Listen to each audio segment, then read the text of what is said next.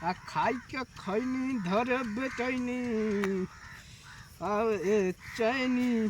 अरे ई का हो? हां पियले बानी। बोलो भैया कहाँ उठ गइल? बैठो। अरे मदद बैठो भैया। बैठो। काहे गिरत हो? अरे भैया का करब जीवन में पियले बानी गइनी मरनी भटवा बाजार को झिल्ले। काहे मतलब काहे पियत अब काहे माल हुआ? धोखा दे देले भैया। काहे हो?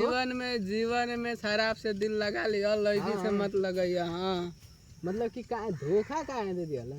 अरे भैया कहाँ दे दे अल्लाह सब का तो के बताई का करो तोड़ा भैया। सुरती बनावत है सुरती जाने दो ना दू बीरा। ये मतलब दू बीरा खइबा कि एक बीरा खइबा ई बता। अरे एक बीरा गाड़ी में डालम, एक बीरा खाई। एक बीरा गाड़ी में डालबा तो ये मतलब ने गाड़ी में डालबा तो गाड़ी में डाले भर के नहीं खाना ये अपने खातिर भैया मुंह में ना खाई, ऊपर नीचे खाई। रुको तो के बना देता नहीं जल्दी दो भैया जाए के घर बना लो भैया तू वहीं खा लो। आवत नहीं काका, आई लव यू।